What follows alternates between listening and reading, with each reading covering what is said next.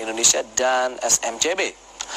Baik pemirsa, untuk membahasnya lebih jauh sudah tersambung bersama saya melalui line telepon Ibu Rizka Afriani. Beliau adalah pengamat pasar modal. Halo, selamat siang Ibu Rizka.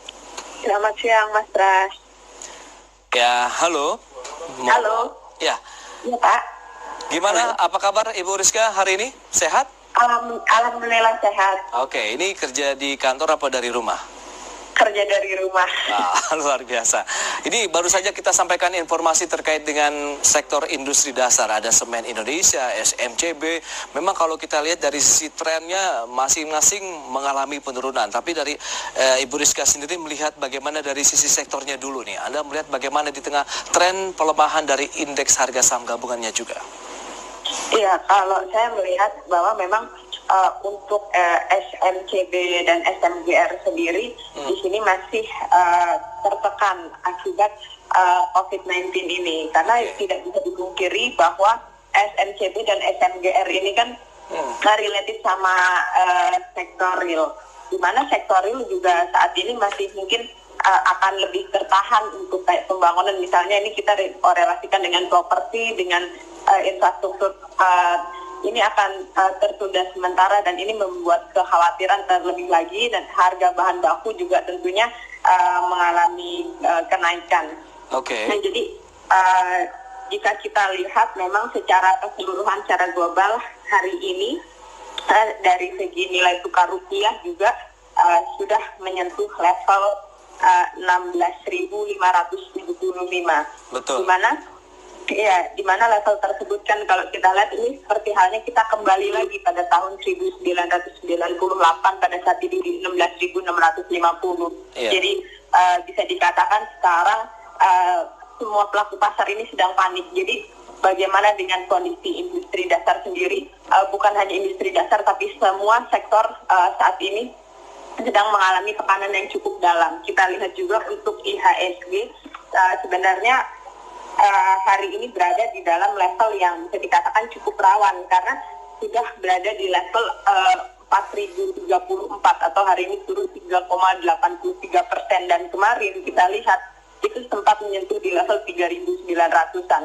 Ini juga dimungkinkan tekanan yang dalam bisa terjadi hingga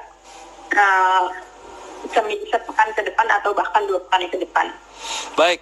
Kalau kita cermati dengan pelemahan nilai tukar rupiah yang terjadi hari ini begitu, bahkan semakin dalam ya, kalau Jusdor saja mencatat sekitar 16.500 sampai dengan 16.600-an begitu. Anda melihat ini memberikan korelasi yang cukup kuat untuk emiten-emiten seperti SMCB kemudian SMGR.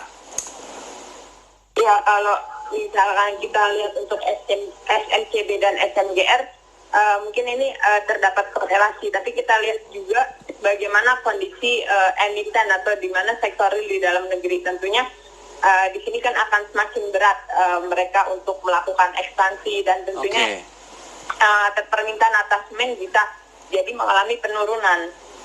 Baik, kalau kita lihat dari Semen Indonesia ini mengalokasikan belanja modal atau CAPEX di tahun 2020 ini ya, 2 triliun rupiah untuk perawatan kemudian pengembangan produk hilir untuk mengatasi oversupply. Bagaimana menurut Ibu Rizka sendiri dengan upaya ini?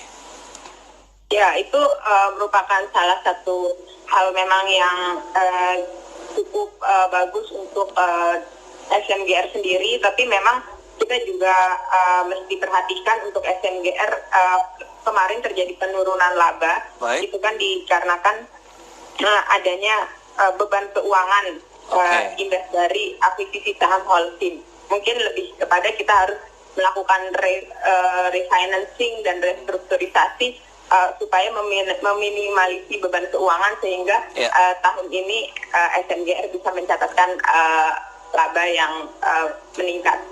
Baik, berarti memang tekanan masih akan terus berlanjut ya untuk emiten-emiten semen seperti SMCB dan SMGR paling tidak di semester pertama tahun 2020 ini.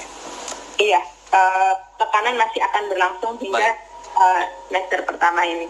Baik, Ibu Rizka, terima kasih banyak atas waktunya. Selamat melanjutkan aktivitas Anda kembali. Iya, terima kasih Pak Pras. Selamat melanjutkan aktivitas kembali.